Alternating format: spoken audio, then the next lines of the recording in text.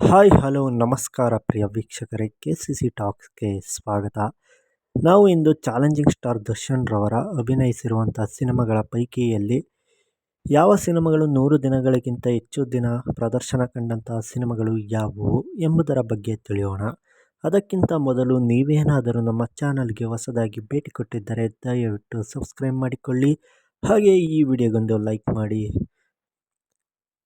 Challenging star Darshan ರವರ ಅಭಿನಯಿಸಿರುವಂಥ ಸಿನಿಮಾಗಳ ಪೈಕಿಯಲ್ಲಿ ಮೊದಲ ಸಿನಿಮಾವಾದಂಥ ಮೆಜೆಸ್ಟಿಕ್ ಸಿನಿಮಾ 2003ರಲ್ಲಿ ತೆರೆ ಕಂಡಿದ್ದು, ಸಿನಿಮಾವನ್ನು PN ಸತ್ಯರವರು ನಿರ್ದೇಶನ ಮಾಡಿದ್ದಾರೆ. ಸಿನಿಮಾ ಬಾಕ್ಸ್ ಆಫೀಸ್ನಲ್ಲಿ 100 ದಿನ ಪ್ರದರ್ಶನ ಕಂಡಂಥ ಮೊದಲ ಸಿನಿಮಾವಾಗಿದೆ. ಎರಡನೇದಾಗಿ 2003ರಲ್ಲಿ ತೆರೆ ಕಂಡಂಥ ಕರ್ಯ. ಈ ಸಿನಿಮಾವನ್ನು ನಮ್ಮ ಜೋಗಿ ಪ್ರೇಮ್ ರವರು ನಿರ್ದೇಶನ ಮಾಡಿದ್ದಾರೆ. ಸಿನಿಮಾ ಬಾಕ್ಸ್ ಆಫೀಸ್ನಲ್ಲಿ 100 ದಿನಗಳಿಗಿಂತ ಹೆಚ್ಚು ದಿನ ಪ್ರದರ್ಶನ ಕಂಡಿದೆ. ಮೂರನೇದಾಗಿ ನನ್ನ ಪ್ರೀತಿಯ ರಾಮು. 2003ರಲ್ಲಿ ತೆರೆ ಕಂಡಂಥ ಈ ಸಿನಿಮಾವನ್ನು ಸಂಜಯ್ ಮತ್ತು ವಿಜಯ್ ರವರು ನಿರ್ದೇಶನ ಮಾಡಿದ್ದಾರೆ. ಸಿನಿಮಾ 100 ದಿನಗಳಿಗಿಂತ ಹೆಚ್ಚು ದಿನ ಪ್ರದರ್ಶನ ಕಂಡಿದೆ. 2003ರಲ್ಲಿ ತೆರೆ ಕಂಡಂಥ ದಾಸ. ಈ ಸಿನಿಮಾವನ್ನು PN ಸತ್ಯರವರು ನಿರ್ದೇಶನ ಮಾಡಿದ್ದು, ಸಿನಿಮಾ ಬಾಕ್ಸ್ ಆಫೀಸ್ನಲ್ಲಿ 100 ದಿನ ಪ್ರದರ್ಶನ ಕಂಡಿದೆ. ಕಲಸಿಪಳ್ಯ.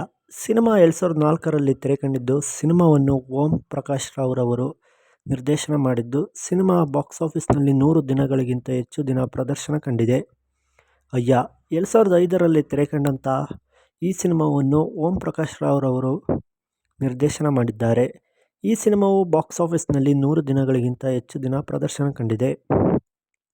ಸುಂಟರಗಾಳಿ. 2006ರಲ್ಲಿ ತೆರೆ ಕಂಡಂಥ ಈ ಸಿನಿಮಾವನ್ನು ಸಾಧು ಕೋಕಿಲ ರವರು ನಿರ್ದೇಶನ ಮಾಡಿದ್ದು, ಸಿನಿಮಾ ಬಾಕ್ಸ್ ಆಫೀಸ್ನಲ್ಲಿ 100 ದಿನಗಳಿಗಿಂತ ಹೆಚ್ಚು ದಿನ ಪ್ರದರ್ಶನ ಕಂಡಂಥ ಸಿನಿಮಾವಾಗಿದೆ.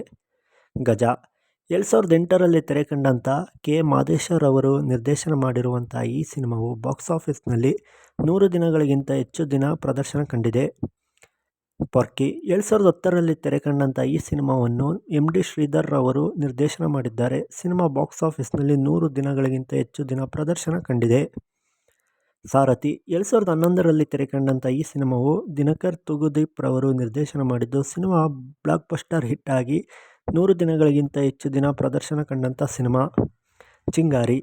2012ರಲ್ಲಿ ತೆರೆ ಕಂಡಂಥ ಈ ಸಿನಿಮಾವನ್ನು A. ಹರ್ಷರ್ ಅವರು ನಿರ್ದೇಶನ ಮಾಡಿದ್ದು, ಸಿನಿಮಾ ಬಾಕ್ಸ್ ಆಫೀಸ್ನಲ್ಲಿ 100 ದಿನಗಳಿಗಿಂತ ಹೆಚ್ಚು ದಿನ ಪ್ರದರ್ಶನ ಕಂಡಿರುವಂಥ ಸಿನಿಮಾವಾಗಿದೆ. ಬುಲ್ಬುಲ್. 2013ರಲ್ಲಿ ತೆರೆ ಕಂಡಂಥ ಈ ಸಿನಿಮಾವನ್ನು MD ಶ್ರೀಧರ್ ರವರು ನಿರ್ದೇಶನ ಮಾಡಿದ್ದು, ಸಿನಿಮಾ ಬಾಕ್ಸ್ ಆಫೀಸ್ನಲ್ಲಿ 100 ದಿನಗಳಿಗಿಂತ ಹೆಚ್ಚು ದಿನ ಪ್ರದರ್ಶನ ಕಂಡಂಥ ಸಿನಿಮಾವಾಗಿದೆ. ಕ್ರಾಂತಿವೀರ ಸಂಗೊಳ್ಳಿ ರಾಯಣ್ಣ. 2012ರಲ್ಲಿ ತೆರೆ ಕಂಡಂಥ ಈ ಸಿನಿಮಾವನ್ನು ನಾಗಣ್ಣರವರು ನಿರ್ದೇಶನ ಮಾಡಿದ್ದು, ಸಿನಿಮಾ ಬಾಕ್ಸ್ ಆಫೀಸ್ನಲ್ಲಿ 100 ದಿನಗಳಿಗಿಂತ ಹೆಚ್ಚು ದಿನ ಪ್ರದರ್ಶನ ಕಂಡಿದೆ. ಬೃಂದಾವನ. 2013ರಲ್ಲಿ ತೆರೆ ಕಂಡಂಥ ಈ ಸಿನಿಮಾವನ್ನು K. ಮಾದೇಶ್ ರವರು ನಿರ್ದೇಶನ ಮಾಡಿದ್ದು, ಸಿನಿಮಾ ಬಾಕ್ಸ್ ಆಫೀಸ್ನಲ್ಲಿ 100 ದಿನಗಳಿಗಿಂತ ಹೆಚ್ಚು ದಿನ ಪ್ರದರ್ಶನ ಕಂಡು ಹಿಟ್ ಆಗಿದೆ. ಐರಾವತ. 2015ರಲ್ಲಿ ತೆರೆ ಕಂಡಂಥ ಈ ಸಿನಿಮಾವನ್ನು AP ಅರ್ಜುನ್ ರವರು ನಿರ್ದೇಶನ ಮಾಡಿದ್ದಾರೆ. ಸಿನಿಮಾ ಬಾಕ್ಸ್ ಆಫೀಸ್ನಲ್ಲಿ 100 ದಿನಗಳಿಗಿಂತ ಹೆಚ್ಚು ದಿನ ಪ್ರದರ್ಶನ ಕಂಡಂಥ ಸಿನಿಮಾವಾಗಿದೆ. ಜಗ್ಗುದಾದ. 2016ರಲ್ಲಿ ತೆರೆ ಕಂಡಂಥ ಈ ಸಿನಿಮಾವನ್ನು ರಾಘವೇಂದ್ರ ಹೆಗಡೆ ರವರು ನಿರ್ದೇಶನ ಮಾಡಿದ್ದಾರೆ. ಸಿನಿಮಾ ಬಾಕ್ಸ್ ಆಫೀಸ್ನಲ್ಲಿ 100 ದಿನಗಳಿಗಿಂತ ಹೆಚ್ಚು ದಿನ ಪ್ರದರ್ಶನ ಕಂಡಿದೆ. 2019ರಲ್ಲಿ ತೆರೆ ಕಂಡಂಥ ಯಜಮಾನ. ಈ ಸಿನಿಮಾವನ್ನು V. ಹರಿಕೃಷ್ಣ ಮತ್ತು ಪೂನಂ ಕುಮಾರನ್ ರವರು ನಿರ್ದೇಶನ ಮಾಡಿದ್ದು, ಸಿನಿಮಾ ಬಾಕ್ಸ್ ಆಫೀಸ್ನಲ್ಲಿ 100 ದಿನಗಳಿಗಿಂತ ಹೆಚ್ಚು ದಿನ ಪ್ರದರ್ಶನ ಕಂಡಿದೆ. ಕುರುಕ್ಷೇತ್ರ. 2019ರಲ್ಲಿ ತೆರೆ ಕಂಡಂಥ ಈ ಸಿನಿಮಾವನ್ನು ನಾಗಣ್ಣರವರು ನಿರ್ದೇಶನ ಮಾಡಿದ್ದು, ಸಿನಿಮಾ ಬಾಕ್ಸ್ ಆಫೀಸ್ನಲ್ಲಿ 100 ದಿನಗಳಿಗಿಂತ ಹೆಚ್ಚು ದಿನ ಪ್ರದರ್ಶನ ಕಂಡಂಥ ಐತಿಹಾಸಿಕ ಸಿನಿಮಾವಾಗಿದೆ. ರಾಬರ್ಟ್. 2021ರಲ್ಲಿ ತೆರೆ ಕಂಡಂಥ ಈ ಸಿನಿಮಾವನ್ನು ತರುಣ್ ಸುಧೀರ್ ರವರು ನಿರ್ದೇಶನ ಮಾಡಿದ್ದು, ಸಿನಿಮಾ ಬಾಕ್ಸ್ ಆಫೀಸ್ನಲ್ಲಿ ಅತ್ಯುತ್ತಮವಾದಂಥ ಬ್ಲಾಕ್ ಬಸ್ಟರ್ ಹಿಟ್ ಆಗಿ 100 ದಿನಗಳಿಗಿಂತ ಹೆಚ್ಚು ದಿನ ಪ್ರದರ್ಶನ ಕಂಡಿದೆ. ಕಾಟೇರ.